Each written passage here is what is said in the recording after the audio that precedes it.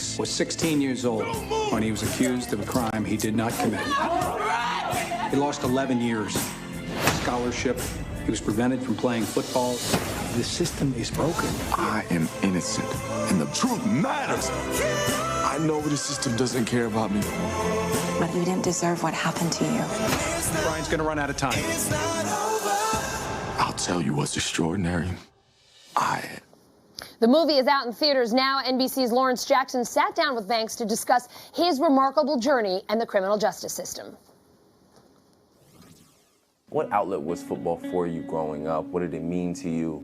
Well, I grew up in the city of Long Beach in California, and football was one of those, options that kept you busy, kept you out of trouble, and potentially can get you, a scholarship and move on out of the city. Brian Banks with the tackle.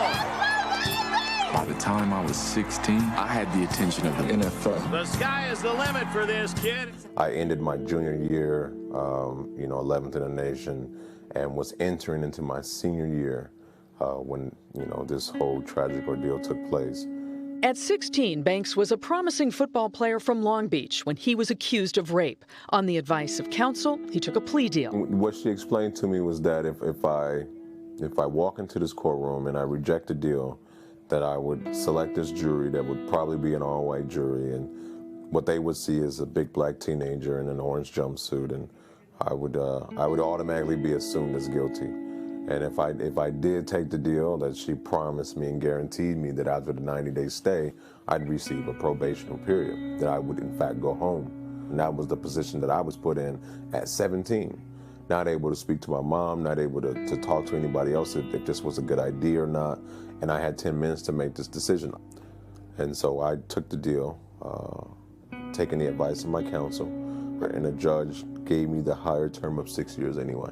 After serving 5 years in jail, he was released as a registered sex offender who wore an ankle bracelet to monitor his location. And then in May 2012, with the help of the California Innocence Project, Banks was exonerated. I feel like anything is possible, and it's proven today for me by me getting my freedom back. A young man whose rising football career was cut short by a rape conviction has now been exonerated. Well, the childhood friend who had accused him contacted Banks on Facebook last year and admitted on tape that she made up that allegation. Talk to me a little bit about the first time you realized you had an opportunity to tell your story. You could just, kind of vacation. Disappear and just be happy that I got my life back. Yeah, you feel like it's almost a responsibility at this point? I'll never get those 10 years back. And to say that you could get over a 10-year kidnapping, a 10-year torture, a 10-year humiliation, a 10-year of life lost. Like, you can't say that, oh yeah, I'm completely fine. It's gonna be with you forever.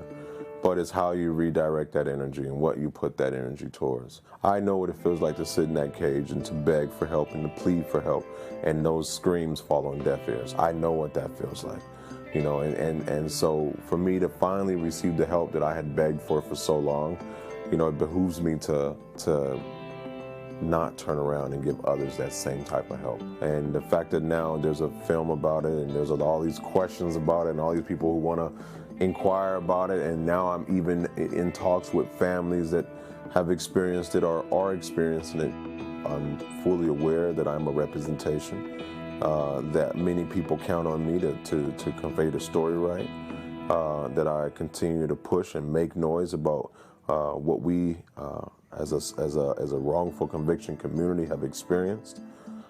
So I try and put how I feel to the side and focus more on how I could be of service to others.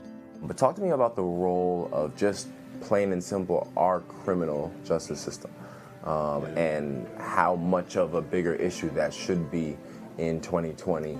It's not appealing, it's not a sexy conversation. It's unfortunate that we live in a society where your race, the color of your skin, how much money you make, and what type of representation you have in court determines what will happen to you in court. 95 to 97% of all criminal cases in the United States will end in some form of a plea. Well, it doesn't necessarily mean that 97% of people are guilty. It means that people are being forced into deals, exhausted into deals, feared into deals. I experience all three. We have overzealous district attorney's offices that want to uphold the idea of being tough on crime and uphold this high conviction rate. So many things within our system that can be fixed.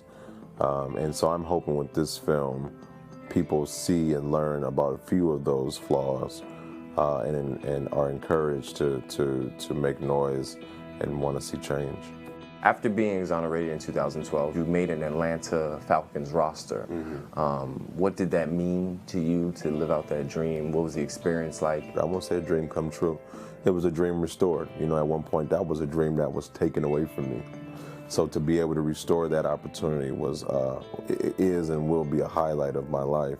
It only shows you that, you keep striving, you keep pushing, you stay positive, things will eventually turn in your favor. You just can't allow one moment to dictate the duration of your life, man. You just got to keep pushing forward.